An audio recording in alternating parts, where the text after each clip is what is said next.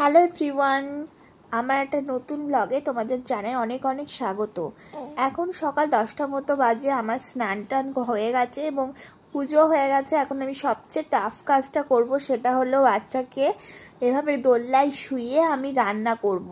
14বার উঠবে, সেই সময় আমাকে ওকে ধরতে হবে, আবার রান্নাও করতে হবে। এই কাজটা কিন্তু আমার কাছে খুবই টাফ কাজ।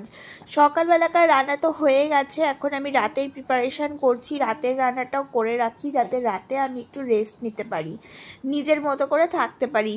তো মানে আমার একটু মি টাইম বলেও তো দরকার, বলো, প্রত্যেকটা মানুষেরও একটা দরকার হয় নিজের সময় কাটানো। সেটা কিন্তু খুবই প্রয়োজন প্রত্যেকটা মানুষের জীবনে। এই মানে বেবি হয়েছে বলেই না, প্রত্যেকটা মানুষেরই দরকার একটা নিজের মতো করে সময় কাটানো। আর সেটা আমি বিকেলবেলাতেই নিজের মতো করে সময় কাটাই, একটু টিভি দেখি, নিজের মতো মোবাইল দেখি, কখনো গান শুনি। তো সেই জন্য সকালবেলা রান্নাটা আমাকে করে নিতে হয়। সকালবেলা রান্নাটা আমি ইচ্ছে করেই করে রাখি।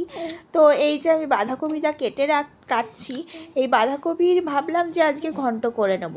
বাঁধাকপি আলু দিয়ে একটা চচ্চড়ি মতো, যেটাকে চচ্চড়ি বলা হয় বাঁধাকপি, সেটা আমি করব আর ডাল করব। তো সেই মতো বাঁধাকপিটা কেটে একদম আমি ওটাকে সেদ্ধ করে চচ্চড়ি বানিয়ে নেব। আর এদিকে মুগ ডালটা একটু ভেজে নিচ্ছি শুকনো, তারপর ওটা মুগ ডাল করব।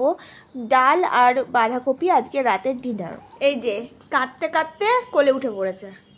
কি কান্না, কি কান্না, একটুখানি এদিক ওদিক হলেই কান্না।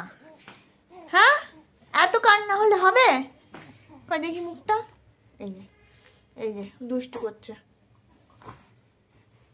তানিশ একটু শুলো, তখন আমি আবার রান্নাঘরে চলে এলাম। রান্নার সমস্ত কাজ যেটুকু বাকি ছিল সেটুকু করছি। আর অল্প মশলা আমি মিক্সিতে করি না, হাতেই করে নিই। তো এই হাতে মশলা বেটে বাঁধাকপির রান্নাটা করব। হাতে বেটে মশলার কিন্তু স্বাদ দুর্দান্ত হয়, যারা করে তারা তো জানেই। এদিকে আমার বাঁধাকপি সেদ্ধ হয়ে গেছে। বাঁধাকপি একটু ভাপিয়ে নিই, তাহলে বাঁধাকপির যে গন্ধটা সেটা থাকে না, কাঁচা গন্ধটা। তো রান্না বান্না কমপ্লিট করে নিলাম। তানিশ একটু ঘুমালো, তা আমি ভাবছি এই সুযোগে সদ্ব্যবহার করে নিই, একদম রান্নাবান্না সেরে যে যে কাজগুলো আছে তোমার, মানে আমার যে কাজগুলো থাকে রোজকার, সেগুলো করে নেবো।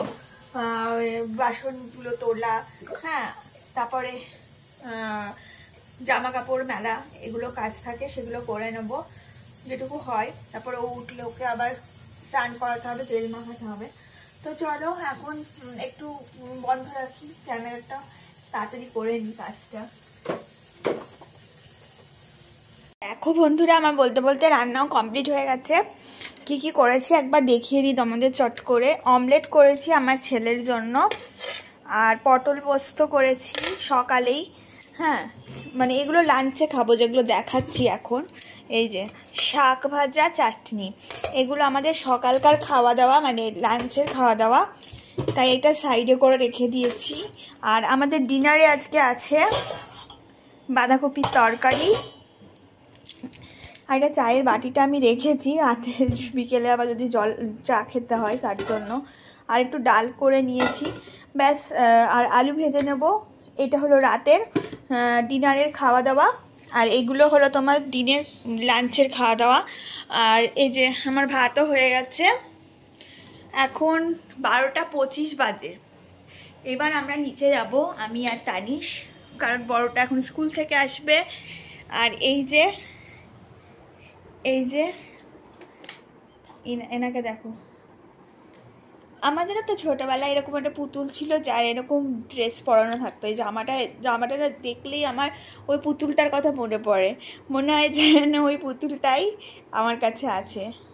মানে অ্যাকচুয়ালি ওই পুতুলটা আমার ছিল না, ওটা ছিল আমার বোনের। তো ওই একই রকম ড্রেস, পুরো সেম।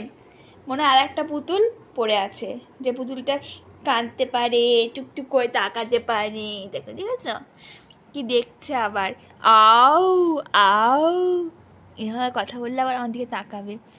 দেখবো আমি বকবো, আপ কিছু বলছি না, ও এখন একটু ঘুমের ঘোরে আছে তো তার জন্য, নাহলে আপ করে বকলে আবার আমার দিকে তাকাই ভুরুটা কুচকে। তো এই যে আমার সমস্ত কাজকর্ম কমপ্লিট হয়ে গেল, এবার নিচে যাব। তো চলো আজকের মতো ব্লগটা এখানেই এন্ড করছি। দেখা হবে পরবর্তী ব্লগে।